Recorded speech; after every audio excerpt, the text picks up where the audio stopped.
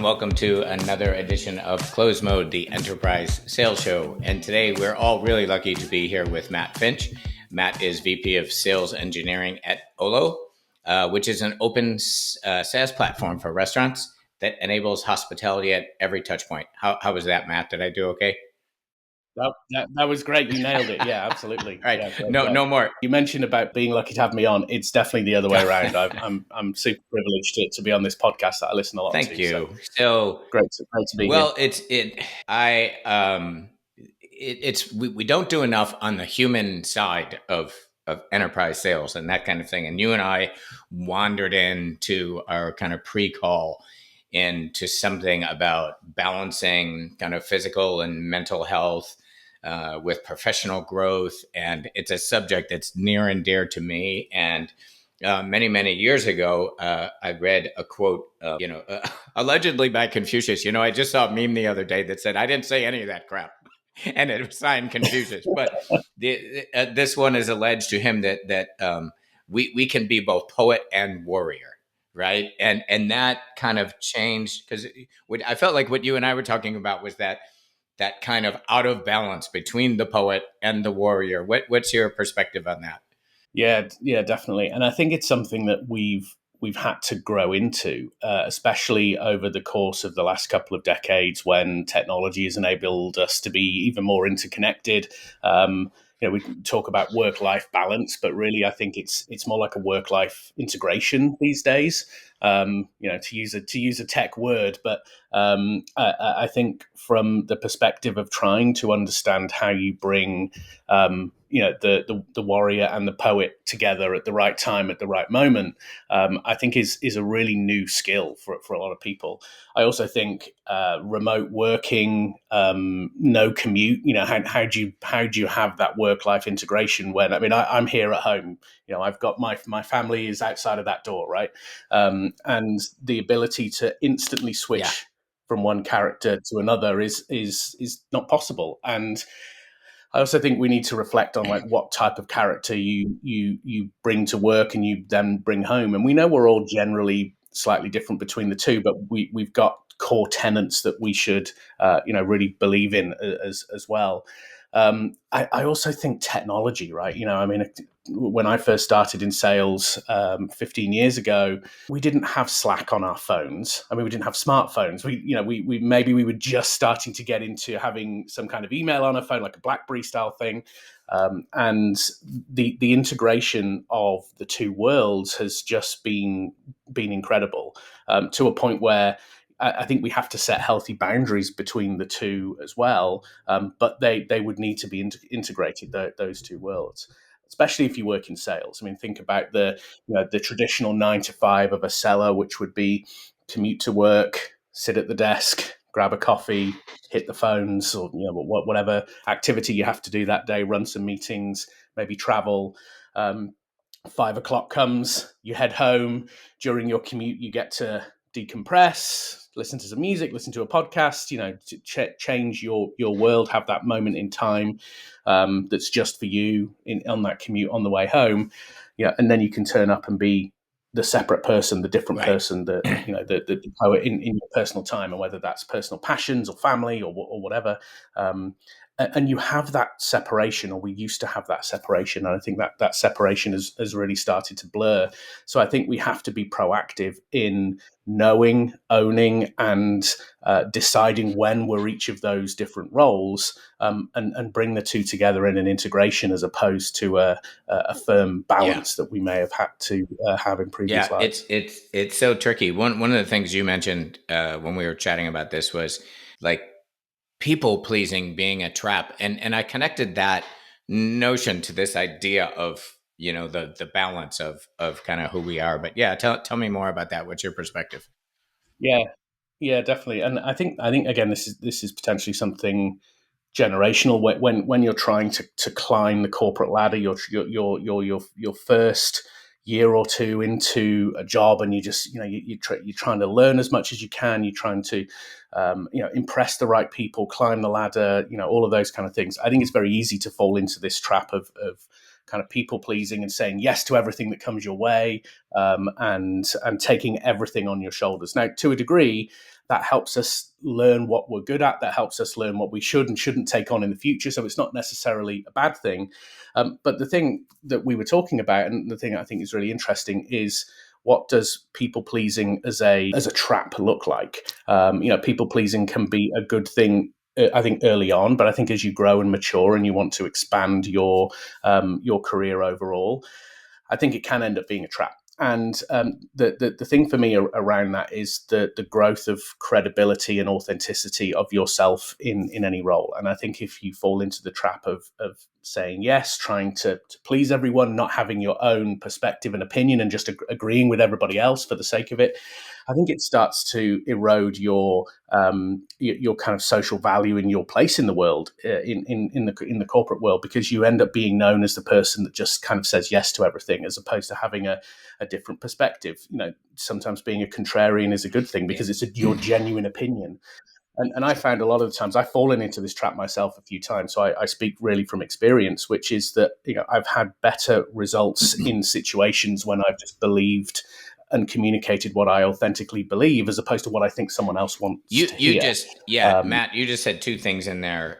One is the use of authentic, which is kind of, at least to me, maybe some people, their authentic self is all warrior and they need to balance out with some poet, but for me, Yes. my authentic self was the poet side that I had overridden. And you also talked about social value. Like, I love that notion. It's sort of like what came to mind as you use those two words is what is our brand? And is our brand, at what moment do you, and how much of that brand have you slammed away? I'll tell you a quick story, and I think you know this. Like, I grew up very lower blue collar, south side of Chicago. My dad ran a tavern. My mom was a housekeeper, classic sort of Polish housekeeper family. And, I loved motorcycles and muscle cars and water skiing. And there was a bunch of stuff that I kind of gave up. I think that was all the poet. And when I was given access to this white collar world, and you touched on some of this, it's like, holy smokes, I'm going to sort of shed that old skin, and I'm going all white collar. And a boss of mine, and still a good friend to this day, Roger Dow, said to me, and by the way, so at one point I ended up, like, I had this job. I still had a high school diploma. By the time I left the company, I had an MBA from Kellogg and an undergrad from DePaul. And Roger said to me, Brian, you need to balance that Kellogg MBA with that kid who grew up in the South Side. And I'm just wondering your perspective on that, because that is kind of the brand and what you said, the social value. And he was like, you ditched too much of that, man. Bring that fighter back. Yeah, definitely. And I think that fits in with like a corporate construct expectation that we have from culture as well, from movies, from TV shows. It was funny when I was thinking about this last night. I was thinking, when was the last time I wore a suit and tie to work? First of all, I generally work from home, but when I'm traveling or when I'm going to see customers, wearing a suit and tie, that the physicality of that white collar versus blue collar construct, I think is really interesting. I'm the host and MC of our external events, so I was the host and MC of our customer conference in Palm Springs recently, Beyond 4, and I was on stage in a t-shirt and sneakers. Right, because if I was there in a suit and tie, I'd have been inappropriate for the audience. It wouldn't have been a fit. Now, I did have a blazer on with a pocket square. You kind of dress these things up a little bit, right? But I really think that's changed. And I think bringing the your whatever your true self is, whatever your background is, wherever you come from, and I also see more and more these days folks with visible tattoos, piercings, different hairstyles. And I love all of that, because it brings people's personality, as opposed to being the corporate, there you go, as opposed to being the corporate robot we were taught to be when you've got to polish your shoes, you got to tuck your shirt in, you got to wear a suit and tie, you've got to look like all of the other people in the office. But we're not doing ourselves, and maybe more important, other people, any favors by doing that. Going back to what my boss said, right? Maybe we're leaving a super effective part of our business person by bringing that part of that human. And it's funny, you talked about suits. It goes right to suit of armor for me. When I put Mm, on mm. a suit these days, and you're right, Matt, we don't do it that much. When I put it on, I am going to battle for something. Yes. Yeah. Yeah. Yeah, absolutely. I mean, you must have heard of the phrase "fake it till Yeah. you make it," right? You know that's one that we hear a lot, and it's one that's kind of encouraged as part of career growth. And I do believe in this to a Hmm. degree. Fake it till you make it to me is like, go for the job that you want, try it out, fake it until you make it, because you'll learn on the job, you'll achieve something, and then you'll learn how to do it, and you'll be able to get Yeah. through that kind of fake period and be successful. And if we don't take these risks in life, then we'll never put ourselves in an uncomfortable position to grow. So overall, I think it's a good thing. The challenge with fake it till you make it is that ends up with kind of like crippling imposter syndrome, and you end up, Yeah. if you're trying to constantly be someone Yeah. else and you never let your authentic self catch up, then you're constantly going to be living in a world that isn't you, and isn't the true you that you want to, that brings all of those It's benefits it's to it's that so role as interesting that well. you say that, because I literally, when you talked about fake it till you make it, I wrote down imposter syndrome. And for Right. those who aren't familiar with it, and I'm interested in how you see it, I see it as, I'm kind of full of crap.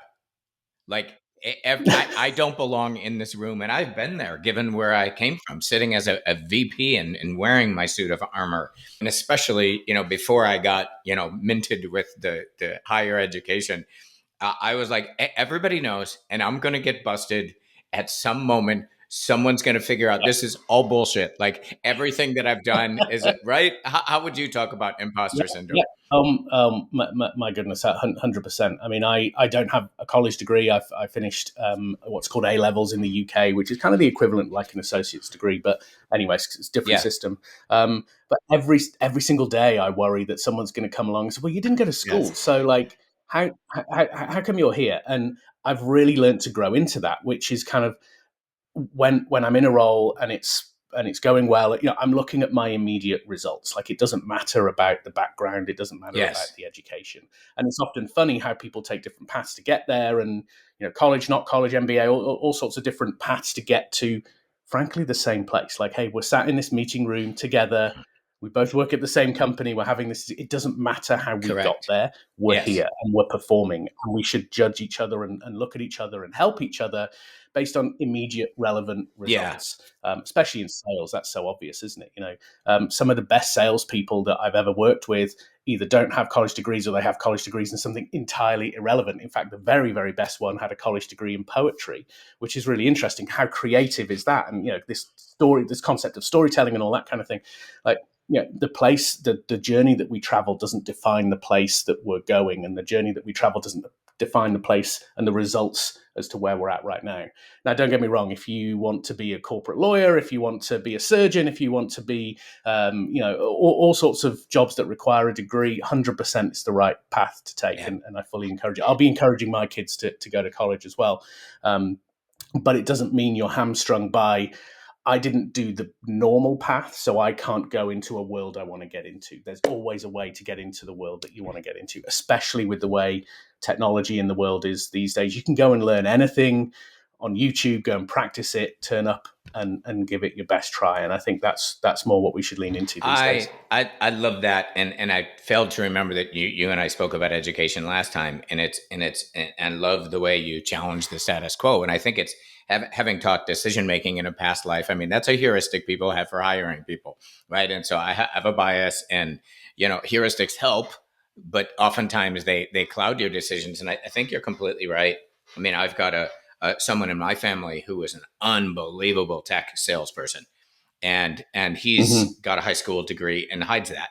And it's really sad, because yeah, and that was the thing. And now there's a lot of people getting those degrees saying, holy smokes, I spent all this money, and I can't, I can't even get the right job. So I think you're completely right to challenge that, and it does fit back to this notion of who is our authentic self, and who are we bringing Mm, to the table. And I yeah. wonder how you feel.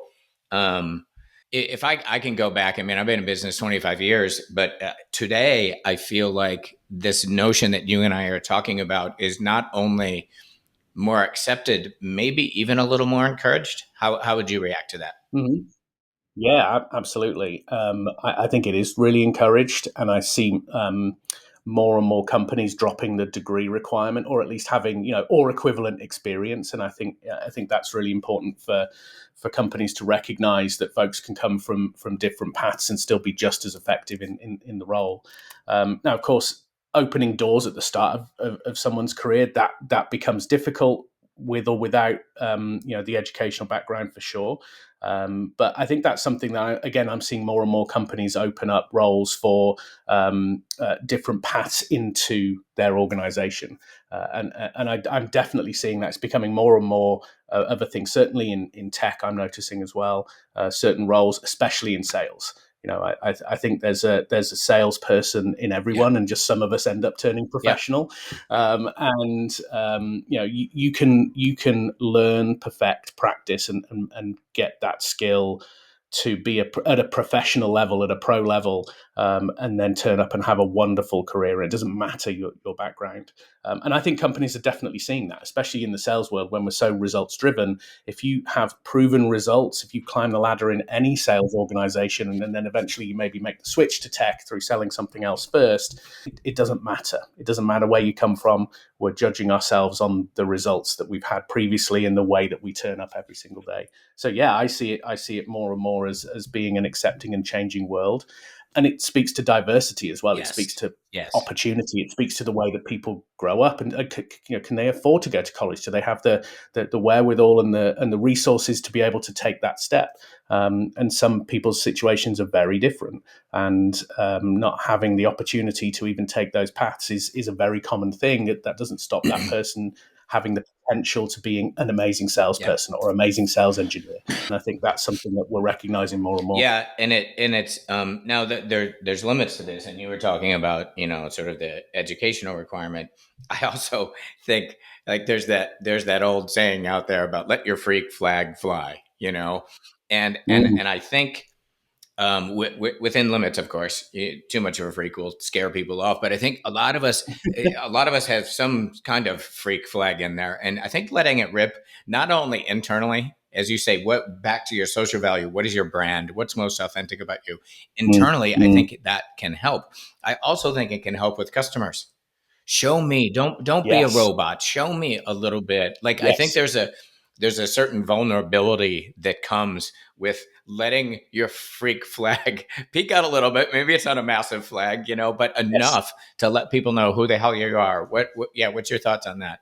Yeah, I think that's a really great point, and I think customers in particular value authenticity. If you turn up with the suit and the watch and the car and all of these cliches we see with kind of corporate life and tech and sales world, tech sales, that kind of thing, it already drives a wedge between that relationship. And I think turning up with your authentic self with customers is probably the most valuable thing you can do, because that relationship is entirely built on trust. And if you can trust, connect, relate to, it's really interesting the world I'm in right now with Olo, which is selling to restaurants. Restaurants is, of course, incredibly Yeah. diverse. Think about the folks that have, started in a food truck and then have a multi-million-dollar restaurant empire with hundreds, if not thousands, of locations across the world.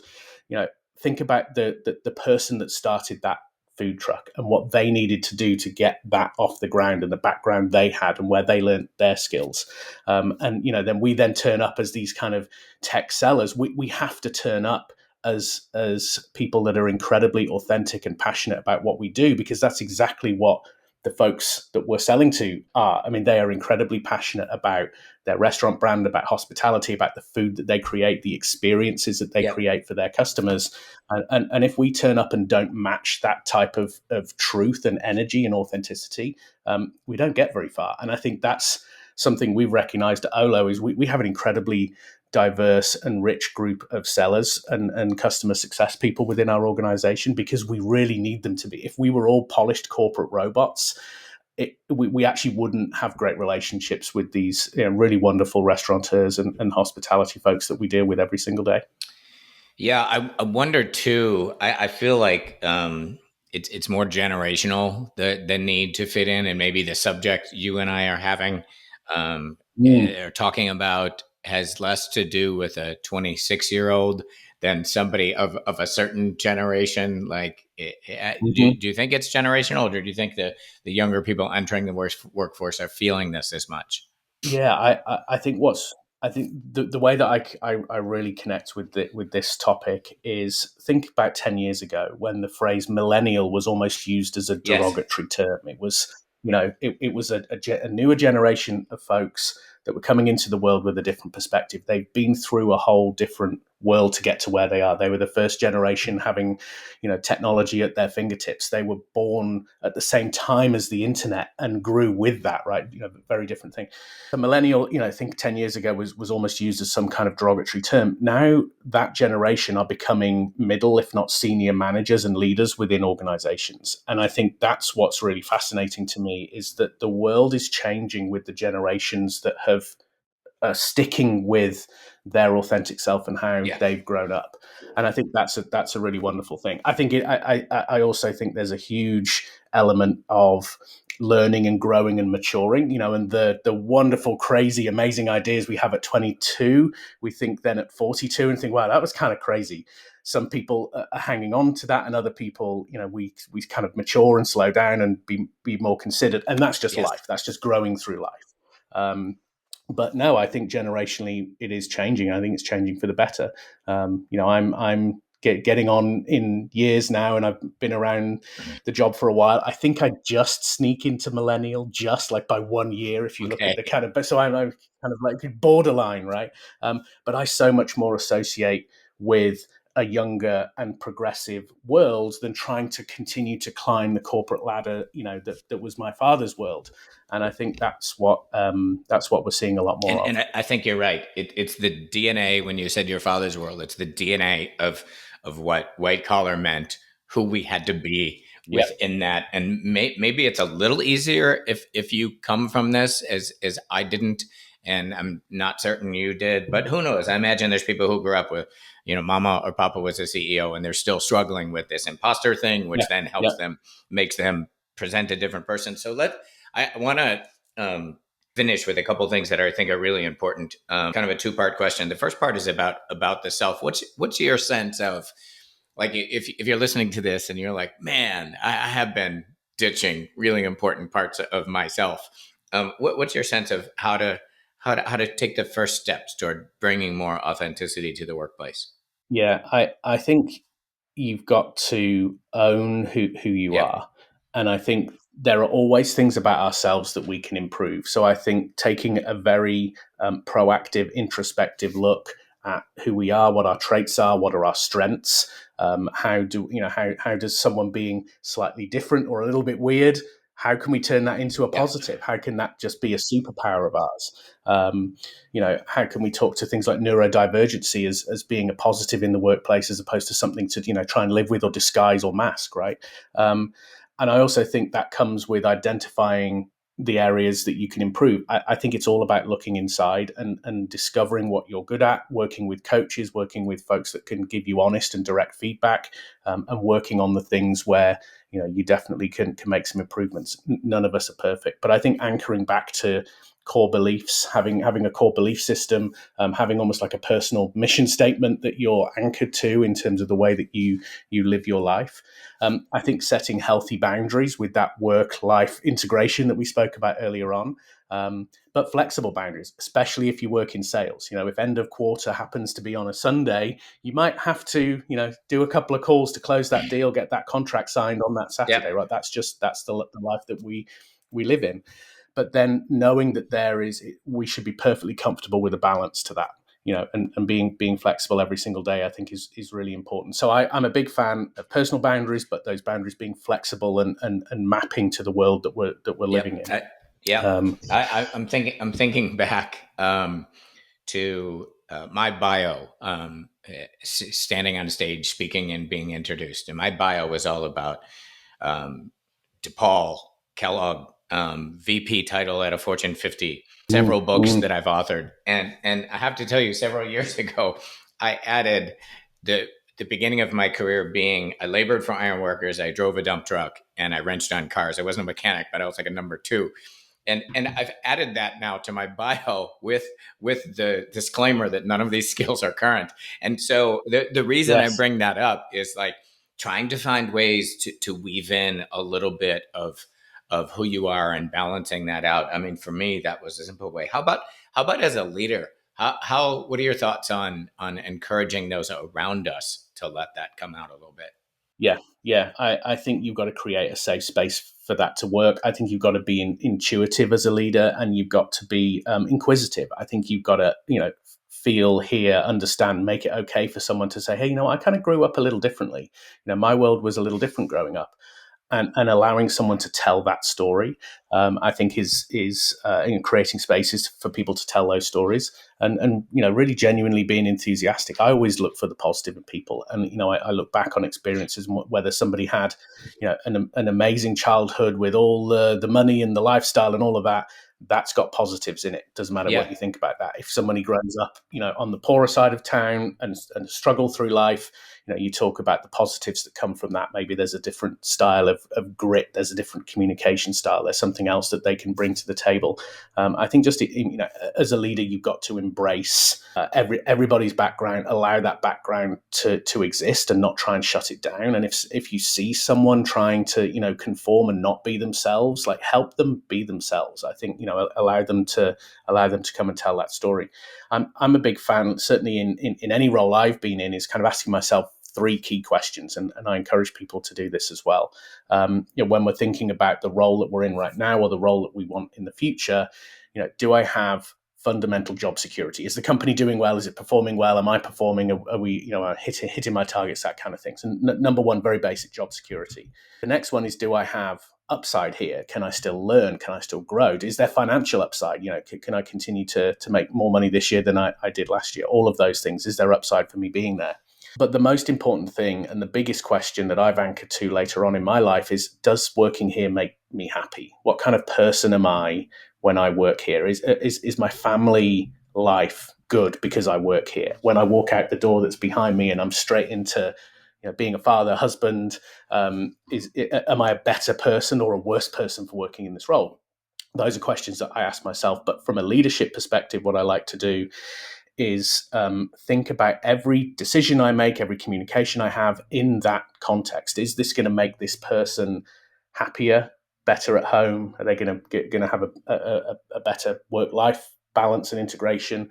Do they see a future in them working here based on those three questions? And that's something I lean into as a leader to allow people to really express the fact that this decision that we're about to make, this communication that we're sending out, this new process, this new policy, it has an impact on the person as much as it does on the business. And I think that's something that as a leader we should take into account as well. Yeah, I love this whole conversation. I really hope others do.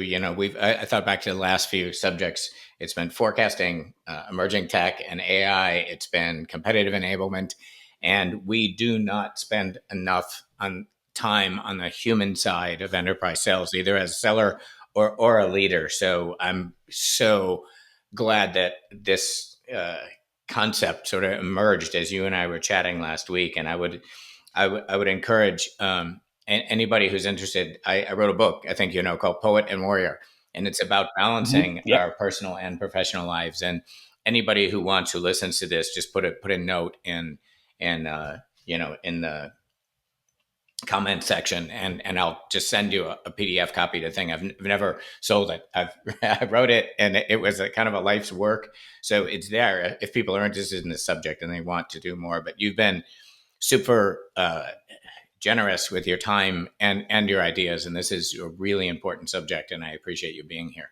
Yeah, wonderful. Thank you for having me on. I love talking about this, and people in any business, it's the lifeblood of any business. So I think leaning into that people side is so important. I love talking about it, and I'm just really grateful to be on the podcast today and talk to you about it. Thanks, Matt.